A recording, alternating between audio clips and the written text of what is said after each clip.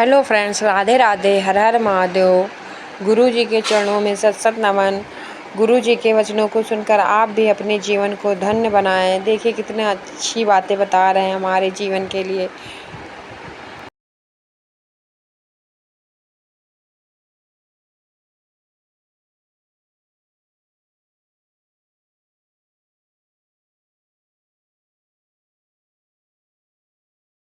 जब तक भगवत प्रेमी महात्मा का संग नहीं होगा तब तक तन और मन की जो जलन है, जो दुख है, जो राग है, जो मोह है, वो मिट नहीं सकता। ये पक्की बात है। ये बड़ी सूक्ष्मता से देखा गया कि बड़ी कठोर साधना करने पर भी अहम सुरक्षित रहा।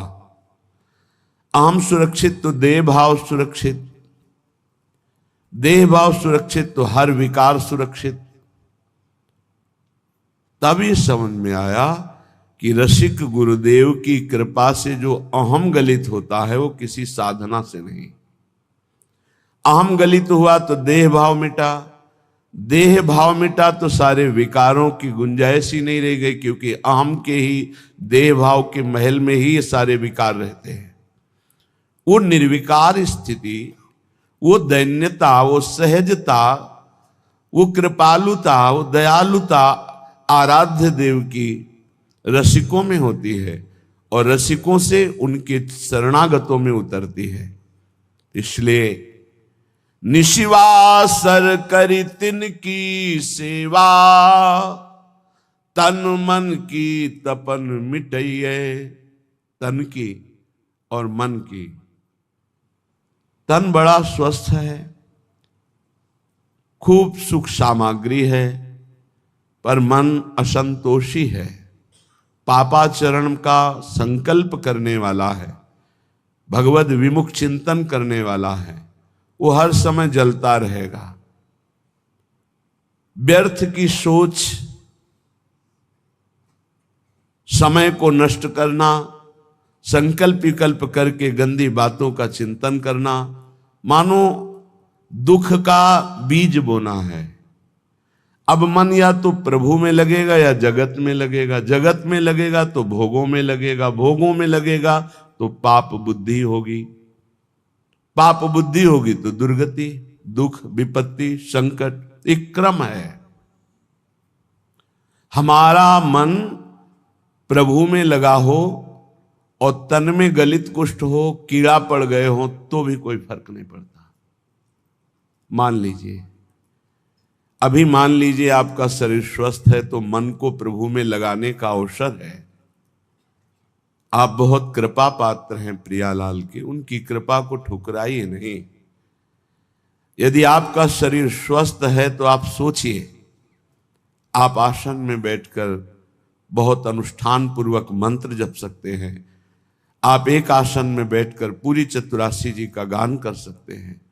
आप एक आसन में बैठकर श्रीमद राधा सुधा निधि का गान करके प्रियालाल को रिझा सकते हैं। आपका शरीर स्वस्थ है तो आपकी साधना उत्तम बन सकती है। अब शरीर अस्वस्थ है, भगवदाकार बुद्धि है, कोई परेशानी नहीं। नहीं तो शरीर जब अस्वस्थ होता है ना, तो ये मन, ये इंद्रियां, ये बुद्धि इसी शरीर में आसक्त हो जाती है। बस हाय हाय, क्लेश, चिंता, शोक यही बना रहता है। इसलिए यावत स्वस्थ विदम कलेवरम। बुद्धिमान वही है कि आग लगने के पहले आग बुझाने की भी व्यवस्था रख ले। आग लगने पर कुआं खोदना मूर्खता है। ऐसे ही शरीर रोग ग्रसित हो जाए, फिर सोचो मेरा मन भगवदाकार हो जाए, तो ये मूर्खता, फिर नहीं लगेगा। यावत स्वस्थ विदम कलेवरम यावत च दूरे जरा। जब तक तुम्हारे अंग काम कर रहे हैं तो सत क्रियाएं कर लो, सत मार्ग का चिंतन कर लो, नहीं बाद में पछताना पड़ेगा। सच्ची मानिए, जब शरीर रोग ग्रसित होता है, भारी पीड़ाएं होती हैं, तो मन को प्रभु में लगाना असंभव, असंभव। अगर मन की गति पहले से प्रभु में गई है तो और जोर से भागेगी प्रभु की तरफ। अगर कहीं प्रभुमय हो गई है तो कोई फर्क ही नहीं पड़ता है। निशिवासर करी तिनकी सेवा, रात दिन रसिकों की सेवा करके तन मन की तपन मिटई है। सेवा शब्द को अच्छी तरह से व्याख्या की गई है, उनकी रुचि में रुचि मिला देना, उनकी आज्ञा पर चलना। देखो, यदि कोई रसिक महापुरुष आपको स्वीकार कर लिए हैं तो ये श्री जी की अहेतुकी कृपा आपके ऊपर हुई है। उनका किसी से राग नहीं है, राग पूर्वक वो किसी से प्रेम नहीं करते, किसी से उनकी ममता नहीं है। उस सम स्थिति को प्राप्त महापुरुष यदि आपसे राग पूर्वक ममता पूर्वक बात कह रहे हैं तो आपके अहोभाग्य हैं। तू मेरा है, तू ऐसे चल, प्रियालाल को ऐसे प्राप्त कर, ये अहोभाग्य समझिए। वो अपने चिंतन को छोड़कर आपका चिंतन करके आपके दोषों की निवृत्ति के लिए आपको उपदेश कर रहे हैं। यह हेतु की कृपा लाडली जू की, आपकी तरफ वो देख रहे हैं, आपसे बात कर रहे हैं, आपको अपना मान रहे हैं, और कहीं आपको उनका उच्छिष्ट प्रसाद मिल रहा है, आपको डांट पड़ रही है, आपके अंदर उनका भय है, तो निश्चित आपका परम कल्याण कोई रोक नहीं सकता। ये बड़ी दुर्लभ कृपा प्रसादी होती है, ऐसा जिनको प्राप्त है। कौन सतमार्ग में प्रेरित करता है, कौन किसी को डांटता है सतमार्ग के लिए। तन मन जीवन वारिये भोरी, भोरी सखी है। अगर ऐसे रसिक मिल जाएं तो तन मन दोनों न्योछावर कर दो, उनकी आज्ञा पर चलो। जैसे बेटा स्वस्थ हो, खेल रहा हो, ये देखकर मां को जो सुख मिलता है वो किसी और को सुख नहीं मिलता है, और तो देखकर बस चल देगा, लेकिन सुखानुभूति मां को होती है।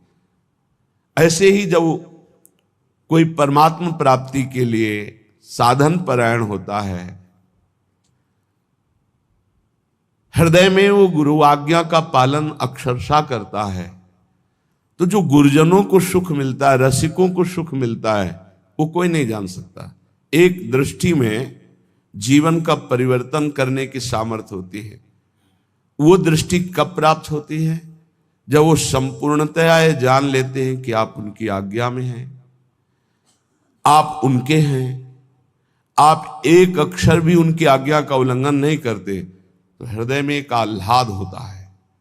उसी आह्लाद स्थिति में जब श्री जी के सुमिरन में गाढ़ चिंतन में होंगे, उस समय जब आपका चिंतन कर लेंगे तो आप निहाल हो जाओगे, आपके जीवन का परिवर्तन हो जाएगा।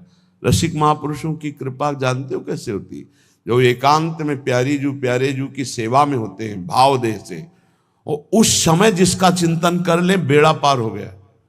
उस समय जिसका चिंतन कर ले, उस समय उसी का चिंतन प्रियाजू देती है, प्रियाजू देती है, जो तन मन प्राण समर्पित करके उनकी आज्ञा में। एक होता है मुंह देखी समर्पण, मुंह देखी समर्पण, सामने हाँ जी करना और पीछे मनमानी करना। और एक होता है जीवन समर्पण, वो देखें ना देखें, बोले ना बोले, माने ना माने अपना, लेकिन हमें उनकी आज्ञा का पालन करना है। ऐसे का स्मरण होता है प्रियालाल की। जब मानसिक सेवा में रसिक महापुरुष होते हैं तब ऐसों का स्मरण, और उस समय जो शीतलता होती है, वही शीतलता आशीष बनकर उस जीव का परम मंगल कर देती है जो उनकी आज्ञा पे चलते हैं। भोरी सखी कह रहे, तन मन जीवन वारिये भोरी, आखिन माही बसइये, निशिवासर करी तिनकी सेवा, तन मन की तपन मिटइये। भोरी सखी कहती है, यदि भगवत कृपा से ऐसे रसिकों का संग मिल जाए, तन मन जीवन सब कुछ न्योछावर कर दे उनके ऊपर, अर्थात उनकी आज्ञा पर चले, आंखिन माहि बसइए। मेरे नेत्र अगर ध्यानस्थ हैं तो गुरुदेव के रसिक, गुरुदेव के ध्यान में मगन है। देखो, वो अपने शरीर का राग मिटाने के लिए ऐसा उपदेश करते हैं कि शरीर से राग मत रखो, लेकिन आप ध्यान रखना, इसी शरीर से प्रियालाल का उपदेश हुआ है, इसी शरीर से गुरु मंत्र मिला है, इसी शरीर से आपको सतमार्ग के सिद्धांत मिल रहे हैं। तो ये शरीर आपकी भगवत प्राप्ति कराने की वृत्ति में समर्थ है। ध्यान मूलम गुरु मूर्ति, ना कि गुरु तत्व। एक बात हम ही कहते हैं और एक बात यही है, ध्यान मूलम गुरु तत्वम नहीं, गुरु मूर्ति। बड़ा चमत्कार है। अगर स्नान करते समय गुरु चरणों का ध्यान करके ऐसे जल डाला जाए तो संपूर्ण तीर्थों के अवगाहन का उसे बिना प्रयास के फल मिल जाता है। घर से चरण निकालते ही गुरुदेव के चरणों का ध्यान करके निकलो, कोई विघ्न छू जाए तो हमें बता देना। गुरुदेव के चरणों का ध्यान किया, गुरुदेव के चरणों का प्रणाम किया और चल पड़े अपने ऑफिस, अपने कार्य के लिए या जिस हेतु से। कोई विघ्न आपको रहे, सारे विघ्नों का नाश इनके चरणों के स्मरण मात्र से हो जाता है। आप गुरु मंत्र जप रहे हैं, गुरु को सानिध्य में ले आइए भाव से। हमारे गुरुदेव उच्च आसन पर बैठे हैं, मैं उनके चरणों में बैठा हुआ, अगर ऐसा भाव न बने तो छवि रख लीजिए, एक रुमाल बिछा ली, गुरु की छवि विराजमान कर ली। गुरु के सानिध्य में जो जप होता है अनंत कोटि गुना बढ़कर होता है। जैसे वर्णन है कि घर में जो जप होता है उसे कई गुना, 10 गुना बढ़कर के गौशाला में, फिर उससे बढ़कर प्रयागराज तीर्थ में, ऐसे ऐसे वर्णन है। लेकिन गुरु के सानिध्य में अनंत गुना जप का फल होता है। रसिक गुरुदेव को भोरी सखी कह रहे, आंखिन माहि बसइए, ध्यान मूलम गुरु मूर्ति, पूजा मूलम गुरु पदम, मंत्र मूलम गुरु वाक्यम, मोक्ष मूलम गुरु कृपा। गुरु कृपा मोक्ष मूलम। संसार से मुक्त होने के लिए मूल क्या है? गुरु कृपा है। तो रसिक संग बिनु प्रेम न होई, बिना रसिकों के संग के श्री प्रियालाल से प्रेम नहीं होता। बड़े सौभाग्य हैं जब श्री जी कृपा करती हैं तो अपने नाम रूप लीला धाम की स्थापना करने वाले रसिकों का संग प्रदान करती है। अनादौ संसारे कति नरक भोगा न विहिता, कियंतो ब्रह्मेन्द्राद्य तुल सुख भोगाश्च न कृता, तदास्मिन्नेकस्मिन् वपुषि सुख दुखे न गणयन्, सदैव श्री वृंदावन मखिल सारम भज सखे। हे सखे, हे मित्र, ये जो मैं तुम्हें बात कह रहा हूं इसे ध्यान से सुनना। तुम अज्ञानी हो इसलिए नहीं जान पा रहे। तुमने कितनी बार नरक भोगा है तुम्हें पता नहीं, कितनी बार स्वर्ग भोगा है तुम्हें पता नहीं। तुम इंद्र भी बन चुके हो, देवता भी बन चुके हो, अतुल सुख भोगे हो संसार के, और बहुत नरक भी भोगे हो। ये सब भोग चुके हो। इन काम क्रोध लोभ ने बड़ा तिरस्कार तुम्हें किया है, बड़ा तिरस्कार। अंदर से देखो, जो काम के गुलाम हैं, अंदर से देखो कैसा ये नचनी नाच नचाता है, कैसा ये तिरस्कार करता है, पागल श्वान की भांति घुमाता है। गोस्वामी तुलसीदास जी ने लिखा है, पद सिर त्राण बजे, जूते पड़ते हैं सिर पे, फिर भी इसको समझ में नहीं आता। ये काम क्रोध लोभ मोह मद मत्सर ये दुर्गति की हुई जीव की है, फिर भी इसको समझ में नहीं आता। सिर पद त्राण बजे, हरिजु मेरो मन हठ न तजे। इन भोगों ने कितना तुम्हारा अपमान किया। तो स्वतंत्र विनाशी, कितना परास्त हो गया। कामी पुरुष चरणों में झुकता है सिर्फ काम संयोग के लिए, कसम खाता है कि आपके सिवा मैं किसी से, क्या क्या दैन्यता, अगर ऐसी दैन्यता गुरुदेव से कर देता तो परब्रह्म की प्राप्ति हो जाती। आप बोलो, आप कहो तो अभी प्राण त्याग दे, आप बोलो अभी प्राण त्याग दे, त्याग देते हैं। क्या क्या इस काम ने नचनी नाच नचा रखा है त्रिभुवन में। श्रीपाद कह रहे बहुत धैर्य पूर्वक, हे सखे, हे प्रिय मित्र, तुम्हें नहीं दिखाई दे रहा, मुझे दिखाई दे रहा है, क्योंकि त्रिकालज्ञ है, तीनों कालों का ज्ञान है। कह रहे तुमने कितने नरक भोगे तुम्हें पता नहीं। जैसे मां के गर्भ में रहे तो क्या पता हमें कैसा कष्ट था, कोई याद नहीं है। ऐसे कितनी बार तुम स्वर्ग गए तुम्हें पता नहीं। अर्थात स्वर्गिक सुख, नारकिक दुख, इनको तुम बहुत भोगे हो। इन काम क्रोध आदि दुश्मनों ने कितना तुम्हारा तिरस्कार किया। धिक्कार है, धिक्कार है। बहुत बहुत विचित्र दशा है। महाराज पुररवा का वैराग्य एकादश स्कंद में लिखा हुआ पढ़ना चाहिए। और महाभारत में हमने पढ़ा पुररवा जी की दशा, पागलों जैसे उर्वशी के प्यार में डूब। ऐसी स्थिति के प्राण निकल जाएंगे जब उर्वशी अंतर ध्यान हो गई।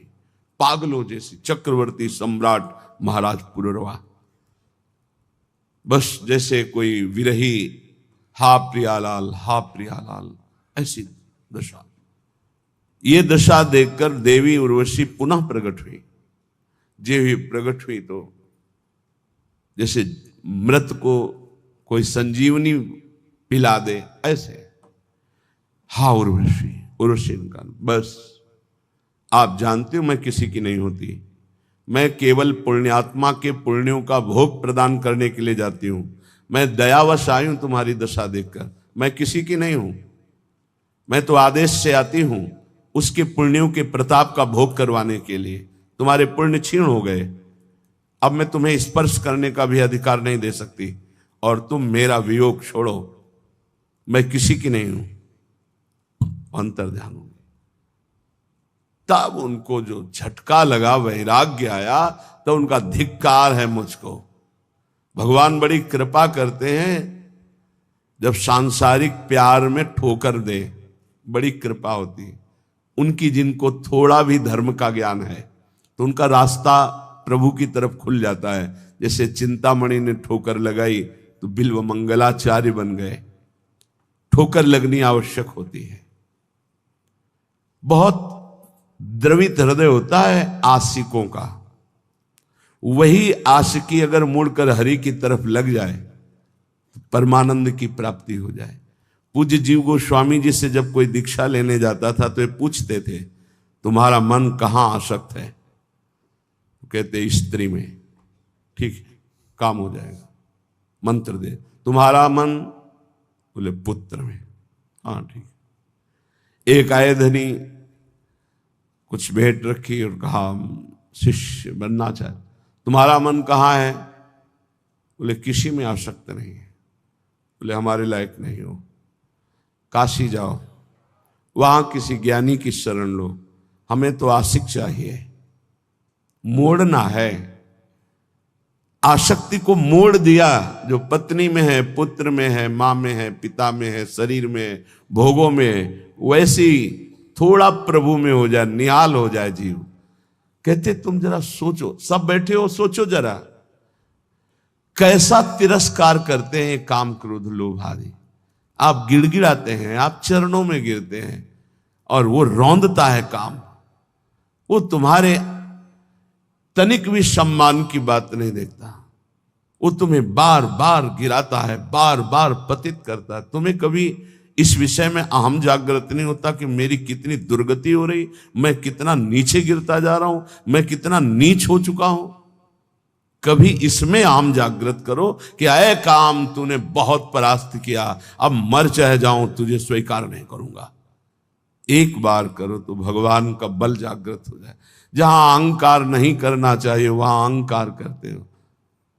गुरुजनों से, पूज्य जनों से, शास्त्रवेत्ताओं से, भगवत प्रेमियों से यहां दैन्यता, यहां गिड़गिड़ाओ, यहां बार बार अपने अहंकार को गिराओ तो यहां मंगल हो जाएगा। लेकिन नहीं, यहां अहम दिखाओगे और वहां काम की गुलामी में गिड़गिड़ाओगे। वहां अपने अहम को जागृत करो तो तुम्हें वीर समझे कि अय काम, अब तक बहुत परास्त किया, आज मैं भगवान के चरणों का आश्रय लेकर देखता हूं कि तू अब कैसे परास्त करता है। तू भी भगवान की शक्ति से युक्त है तो मैं भी भगवान का अंश हूं और उन्हीं की शक्ति से संपन्न हूं। देखता हूं तू मुझे कैसे परास्त करता है।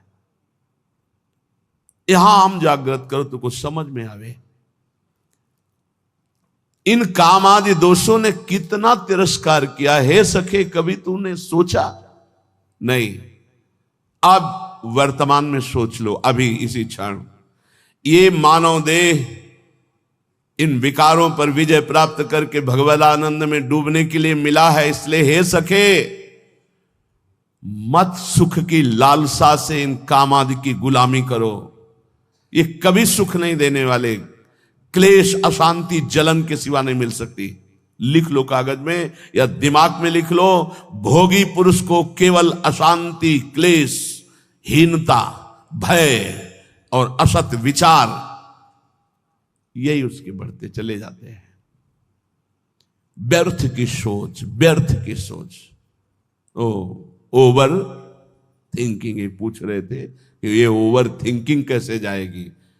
भगवान के आश्रित होकर नाम जपने से, ये कामादि दोषों की गुलामी से, ये व्यर्थ चिंतन, इसे हिंदी भाषा में व्यर्थ चिंतन, वही तुम व्यर्थ का चिंतन करते हुए भयावह अंदर वृत्ति जागृत, घबराहट होना, चिंता होना, शोक होना, ये अपने आप बढ़ते जाएंगे क्योंकि तुमने असत भोगों का दासत्व स्वीकार।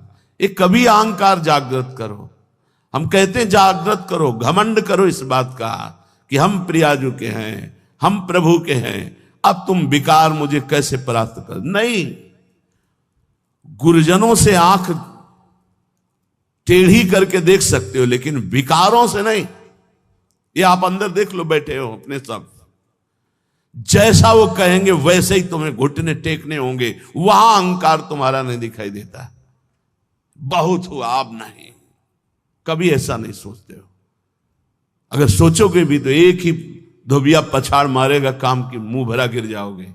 अगर बचना है तो हरिनाम बल, राधा राधा राधा राधा और महापुरुषों के चरणों का आश्रय करें। परम सार श्री वृंदावन में आ जाओ, रसिकों का संग करो, नाम बल जागृत करो और इन विकारों की गुलामी से मुक्त हो जाओ। बहुत बार स्वर्ग भोगे हो, बहुत बार नरक भोगे हो। कहे कि अंतो ब्रह्मेंदाद्यतुल सुख भोगाश्चन कृता। तुमने ब्रह्म सुख, ब्रह्मा का सुख, इंद्र का सुख, देव सुख सब भोगे और अनादौ संसारे कति नरक भोगान विहिता। ये अनादि है, कब से हुआ कोई पता नहीं। कितनी बार नरक भोगा तुमने। अभी भोगों का तिरस्कार सह रहे हो, काम क्रोध आदि की गुलामी में फंसे हो। अरे जागृत हो, तू अविनाशी का बच्चा है, तुझे कोई नहीं परास्त कर सकता। शरीर भाव में आने के कारण तेरी दुर्गति हो गई। उठ, अपने स्वरूप को जान। इसीलिए मानव देह मिली है। श्री वृंदावन वासी पाद रजसा सर्वांगमा गुंठयन। श्री वृंदावन में कमुज्ज्वल तमम पश्यन समस्तोपरि। श्री वृंदावन माधुरी भिर्निशम श्री राधिका कृष्णयो रप्यावेश मनुस्मरन दिवस श्रीधाम वृंदावनम। कैसे शरीर पावन हो, मन पावन हो, मेरा पवित्र हम कैसे हो जो मैं निर्विकार हो जाऊं। कह रहे जो वृंदावन के प्रेमी रसिक जन हैं, ब्रजवासी जन हैं, इनकी चरण धूलि में लौट जाओ। इनकी चरण रज रोज शरीर पे लगाओ श्री वृंदावन वासी पाद रजसा सर्वांगमा गुंठन। बहुत बड़ी वस्तु है ये वही पकड़ सकता है जिस पर श्री जी की अहेतु की कृपा है। भरत जी जो जड़ भरत जी के रूप में है, उन्होंने यही कहा, बिना महत्पाद रजोभिषेकम, बिना महापुरुषों की चरण रज से अभिषिक्त हुए ये ब्रह्म बोध नहीं प्राप्त होता। प्रहलाद जी ने भी कहा कि जब तक अकिंचन भगवत प्रेमी महात्माओं की चरण रज में अभिषेक नहीं होगा, तब तक मेरी जैसी मति है ऐसी हरि में नहीं होगी।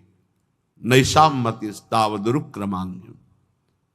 यहां श्रीपाद कह रहे हैं, काम क्रोध आदि पर विजय प्राप्त करने के लिए, समस्त भोगों पर विजय प्राप्त करने के लिए, समस्त दोषों का तिरस्कार पूर्वक त्याग करने के लिए क्या करो?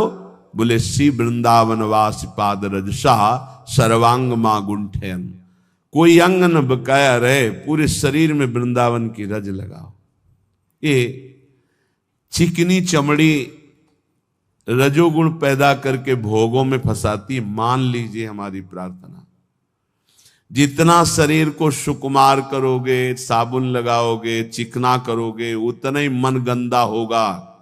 लिख लो दिमाग में, शरीर राग त्यागी ही भगवत अनुरागी होता है। इस बार बढ़िया शरीर मिल गया, अगर बढ़िया कार्य नहीं करोगे तो घटिया शरीर मिलेगा।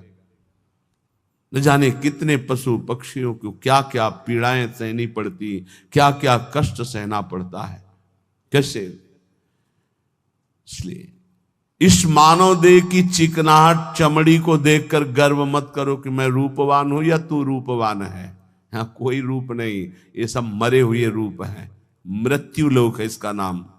अगर रूप ही देखना है तो ऐसे ऐसे रूप हैं कि बड़े बड़े जितेंद्री मूर्छित हो जाएं देवलोक में, ऐसे रूप हैं। और देवलोक भूलोक रसातल सुनि कवि कुल मति डरिए, सहज माधुरी अंग अंग की कई कासो पट तरिए। देखो माई सुंदरता की सीमा। आओ इधर देखो रूप, लालजू का लावण्य देखो, प्रियाजू का रूप देखो। श्री वृंदावन में कम उज्ज्वल तमम पश्यन समस्तोपरि। पश्यन देख बा माधुर्य रस की वर्षा करने वाले श्री राधिका कृष्ण यो, श्री श्यामा श्याम यहां बेहरण कर रहे। इसलिए मेरी बात मान जा, वृंदावन की रज को एकत्रित कर लो और स्नान के बाद रोज लगाओ। हमारी ये बात मान लो, ये जब तक रजकण शरीर में नहीं लगेगा तब तक विषयों पर विजय प्राप्त करना बहुत कठिन है। ये सद्यो वशीकरण चूर्ण मनंत शक्तिम तम राधिका चरण रेणु मनुस्मरामी। ये श्री जी की चरण रज, ये श्री जी की रसिकों की चरण रज में अनंत शक्ति है। उसी अनंत शक्ति से हम इन काम आदि दोषों पर विजय प्राप्त कर सकते हैं। इसलिए परिचर चरण सरोजम तद गौर श्याम रसिक दंपत्यो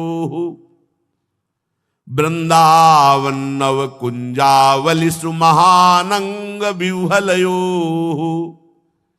यदि तू गौर श्याम चरणारविंद की परिचर्या, उनकी समीपता, उनका दर्शन जो इस संसार रूपी महान ज्वाला से आपको बचा लेगा, गौर श्याम चरणारविंद, यदि ऐसा चाहता है तो नवीन नवीन कुंजों में विहरण करने वाले श्री प्रिया प्रीतम के भाव में जो डूबे हुए रसिक जन हैं, उनका संग करो, उनकी चरण रज माथे पे लगाओ, उनकी आज्ञा पे रहो। तो परिचर चरण सरोजम, तो उसका परिणाम क्या होगा?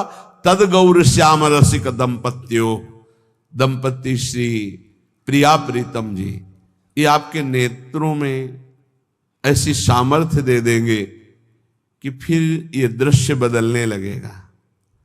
चिदानंद यही वृंदावन है, यही की अद्भुत नौ कुंज, नवीन नवीन लताएं, नवीन नवीन क्रीड़ा परायण श्यामा श्याम, ये आपके नेत्रों में झलकने लगेंगे। जब हम भगवत प्रेमी महात्माओं का संग करते हैं तो हमारे अंदर ये 8 पुष्प जागृत होते हैं, जिन 8 पुष्पों से आराध्य देव प्रसन्न होते हैं। अगर ये 8 पुष्प नहीं तो आपकी पूजा अधूरी मानी जाएगी। हर उपासक के हृदय में ये 8 पुष्प जागृत होते हैं, तब इष्ट देव पूजा स्वीकार करके प्रसन्न हो जाते हैं। प्रथमम अहिंसा पुष्पम, इससे बिल्कुल प्रियालाल की सेवा बन जाती है और बहुत जल्दी प्रसन्न हो जाते हैं। अहिंसा पुष्पम, किसी को मन वचन से दुख न देना। द्वितीयम करणग्रहा, करण अंतःकरण और इंद्रियां, इनका जो आग्रह होता है विषयों की तरफ जाना, उनसे हटा करके प्रभु में स्थित करना। अंतःकरण और इंद्रियों को प्रभु में स्थित कर लेना, ये दूसरा पुष्प है। फिर तृतीयम भूत दया, जीवों पर दया की भावना, ये तीसरा पुष्प है। चैतन्य महाप्रभु ने श्री सनातन जी को उपदेश किया था, नामे रुचि, वैष्णव सेवा और जीवे दया। जीवे दया, नामे रुचि, वैष्णव सेवा का इससे बढ़कर और कोई उपदेश नहीं। 3 बातें। जब किसी को दुखी देखा जाए तो अपने चित्त में दुख आ जाना, कैसे इसकी दुख की निवृत्ति करूं, ये वैष्णव हृदय होता है, ये भक्त हृदय होता है। इससे भगवान बहुत प्रसन्न होते। दूसरे को दुखी देखकर द्रवित हो जाना, भले हम नहीं निवारण कर पा रहे, पर हमारे हृदय में पीड़ा है कि कैसे इसके दुख का निवारण हो। हे भगवान, मैं तो असमर्थ हूं, इस पर सेवा नहीं कर सकता, अर्थ नहीं है, ऐसी व्यवस्था नहीं है, ऐसा भाव नहीं, पर मुझे लगता है मैं इसे सुख प्रदान करूं। इतनी भावना से ये पुष्प भगवान के पास गया और आपके ऊपर भगवान प्रसन्न हुए। जीवे दया तृतीयकम पुष्पम, तीसरा पुष्प है समस्त जीव पर दया। चतुर्थम शांतिरेवच, चौथा पुष्प है शांति। शांति की व्याख्या की है, जो हमको गाली दे, अपमान करे, तिरस्कार करे, उसमें शांत रहना, बिल्कुल कुछ न बोलना, इसे शांति कहते हैं। और शांति कहते उसमें उसके मंगल की भावना करने लगना। करत जे अनसहन निंदक तिन्हों पे अनुग्रह की, हे भगवान इनका मंगल हो, इनको ज्ञान नहीं इसलिए निंदा कर रहे हैं, अपमान कर रहे हैं, तिरस्कार कर रहे हैं। हे नाथ, इनकी बुद्धि शुद्ध हो, ये स्वस्थ रहे, इनको कभी कोई शारीरिक, मानसिक या वाचिक दंड ना पहुंचे। नाथ, इन पर कृपा करो। ये हृदय में ये पुष्प, शांति रूपी पुष्प, ये भगवान को प्रसन्न कर लेता है। समस्तु पंचमम पुष्पम, सम कहते हैं इंद्रियों का उनके विषयों से विलग करके, जो शब्द स्पर्श रूप रस गंध में इंद्रियां लगी हुई, उनको अलग करके भागवतिक शब्द स्पर्श रूप रस गंध में लगाना, इसे सम कहते हैं। और समस्त पंचमम पुष्पम, सम के अंदर दम भी आ जाता है। दम कहते हैं मन को इंद्रियों के अधीन न करके उसे सावय मना कृष्ण पदारविंदयो। तो आगे आया ध्यानम चैतु सप्तमम, जो ध्यान है प्रभु का, आराध्य देव का। राधा वल्लभ लाल को हृदय ध्यान मुख नाम, बहुत बड़ा ये पुष्प है, इसी से भगवान बहुत जल्दी प्रसन्न होते हैं। और सत्यम चैवाष्टमम पुष्पो मेतैस्तुष्यति केशवः, इन 8 पुष्पों की पूजा यदि नहीं तो भगवान की पूजा नहीं मानी जाएगी पूरी। इन 8 पुष्पों से होगी। अहिंसा और अंतःकरण का वशीभूत होना, अर्थात अंतःकरण के अधीन न होकर उसे अपने अधीन करके भगवदाकार करना, जीवों पर दया करना, शांति, जो आपका अपमान करे उनका मंगल मनाना, शम, इंद्रियों को निर्विषय करके भगवदाकार करना, दम, मन को इंद्रियों की अधीनता से हटाकर प्रभु के चरणों के चिंतन में लगाना, ध्यान, अपने आराध्य देव के रूप का ध्यान करना। और 8वां सत्य, सत्य वचन बोलना, सत्य में स्थित रहना, सदाचरण करना, सत्संग करना, सद्भाव रखना। ये 8 पुष्प हैं। एतैरेवाष्टभी पुष्पैस्तुष्यते चार्चितो हरि पुष्पांतराणि संतेव बाह्यनानि प्रसत्तम। यहां कह रहे इन पुष्पों द्वारा भगवान श्री कृष्ण को संतुष्ट किया जा सकता है, अन्यथा अन्य पुष्प जो बाहर, उनसे भगवान उतना प्रसन्न नहीं होंगे जितना इन 8 पुष्पों से होंगे। इसलिए भक्त को, प्रेमी को ये 8 पुष्पों द्वारा अपने आराध्य देव की पूजा करनी चाहिए।